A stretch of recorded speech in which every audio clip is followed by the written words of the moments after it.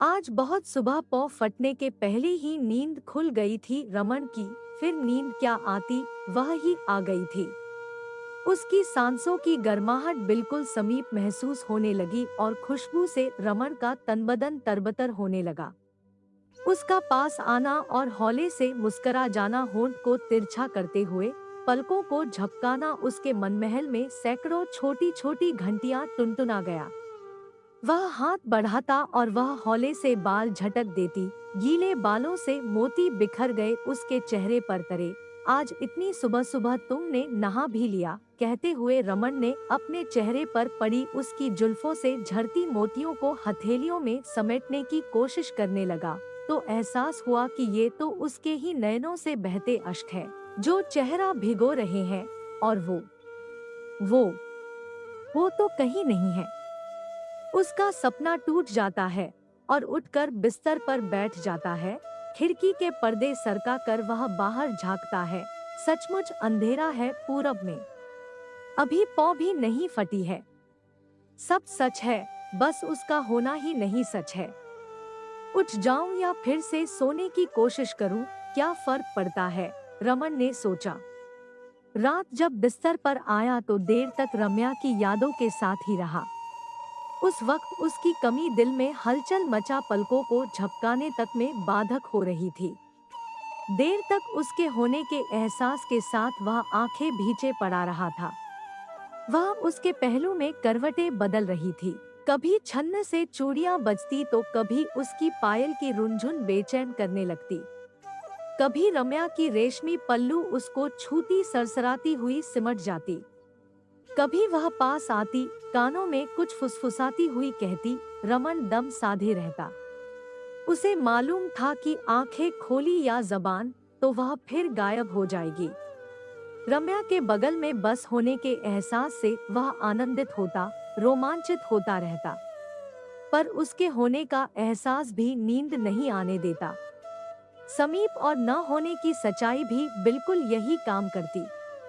नींद न आनी होती है, न वह आती है, चाहे बहाना कुछ भी हो, अगर रम्या की मौजूदगी का भ्रम न हो। रात की नीरवता में घड़ी की सुइयां भी अपनी टिक टिक से मनहूसियत घोलने लगती हैं। बाहर चली हल्की सी हवा भी शोर मचा नींद भंग करने की दोषी हो जाती है। रम्या के होने से उसे घड़ी घड़ी प्यास या टॉयलेट जाने की भी जरूरत नहीं होती है, वरना ये दोनों क्रियाएं रात भर उससे उठक बैठक करवा दे।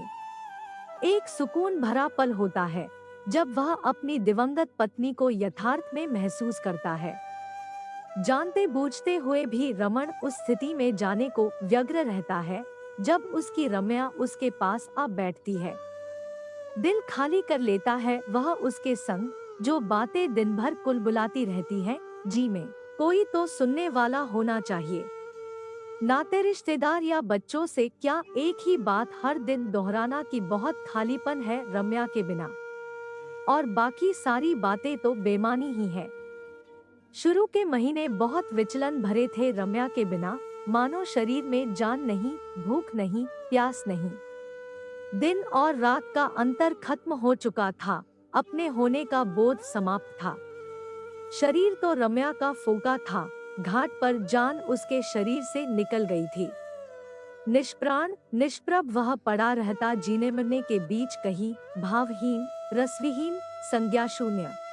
दोस्तों, रिश्तेदारों, बच्चों सबके साथ रहकर रमन देख चुका था।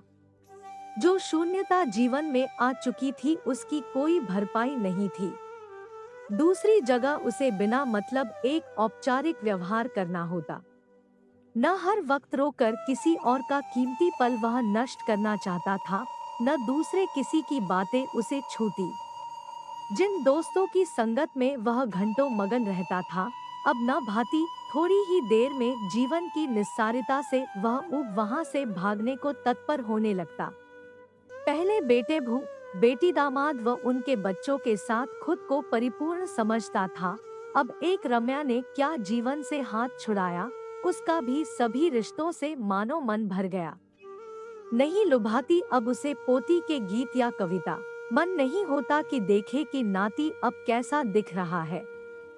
बच्चों की नौकरी और ऑफिस की बातें उसे उबाऊ लगती। उसका जी बस और बस रम्या में लगा रहता। नहीं ऊबता उस एल्बम को हजारवें बार भी पलटकर, जिसमें उसकी और रम्या की तस्वीरें भरी पड़ी थी। नहीं ऊब होती उसे बार बार वह वीडियो देखने में, जिसमें रम्या ने डांस किया था बेटे की शादी के वक्त। रम्या की रसोई उसकी पुरानी महरी ही संभाल रही थी। चैंक उठी थी वह जब रमन ने उसे इडलियां बनाने को कहा था, क्योंकि उसने तो कभी रमन को इडली खाते देखा ही नहीं था। इडली तो भाभी को ज्यादा पसंद थी। फिर धीरे धीरे उसने गौर किया कि भैया अब सिर्फ वही खाना चाह रहे हैं जो भाभी को पसंद था। हर दिन टेबल से 2 प्लेटें उठाते हुए वह चैंक जाती बार बार, जब दोनों ही प्लेट में जूठा लगा देखती। घर का अकेलापन ज्यादा भाता, दुनिया से पीट कर ही रहने की इच्छा प्रबल होने लगी। रम्या इतने आनन फानन में यूं ही चल बसी थी कि रमन का मन अब तक स्वीकार नहीं कर पाया था। ऐसे भी कोई जाता है भला। एक दिन सुबह उठे और अचानक गिर पड़े। अस्पताल पहुंचते ही डॉक्टर मृत घोषित कर दे। उसने तो न सुना था ऐसे किसी का गुजर जाना। अरे मरने का कुछ तो बहाना होना चाहिए न। न सर्दी न बुखार, मानो बस सोकर उठी और चल बसी। जब तक शरीर बर्फ सा न हो गया, उसने किसी को छूने न दिया था। अरे अभी तो जिम्मेदारियों का बोझ उतरा था। अभी 2 महीने पहले तक तो अम्मा की सेवा कर रही थी। उसके पहले नाती के जन्म के बाद 1 साल तक उसे पाला था। ऐसे कोई जाता है क्या? रमन बड़बड़ाता रहता, मानो कहीं न कहीं उसका कोई दोष रहा होगा जो रम्या इस तरह चल बसी।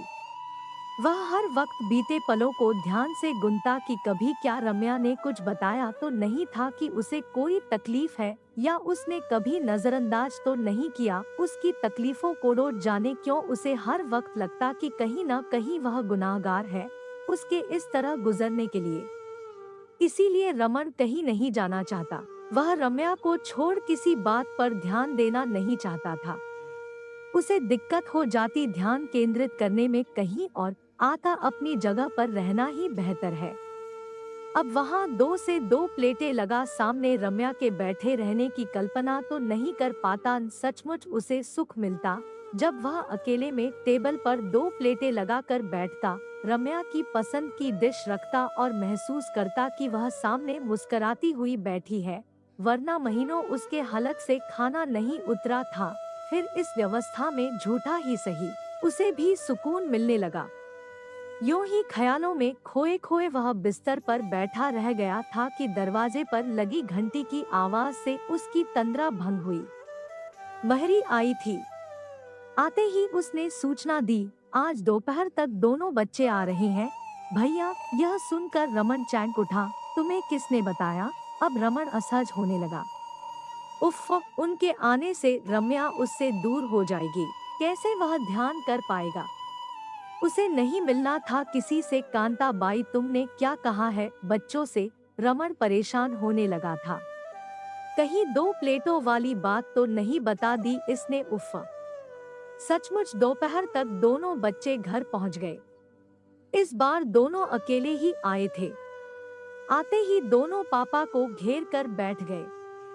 एक पल को अकेले नहीं छोड़ रहे थे।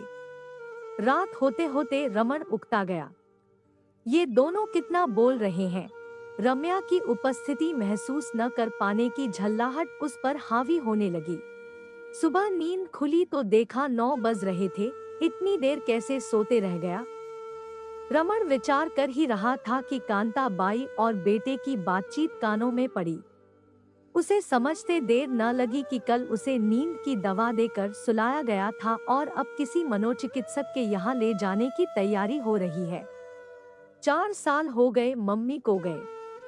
पापा खुद में खोते जा रहे हैं। हमारे साथ रहना नहीं चाहते। कैसे अकेले छोड़ दें? अच्छा हुआ कि आपने बता दिया। शब्द कट कट कर पहुंच रहे थे। रमन ने दुखी मन से आंखें बंद कर ली। फिर से रम्या की उपस्थिति का अनुभव अनिवार्य लग रहा था।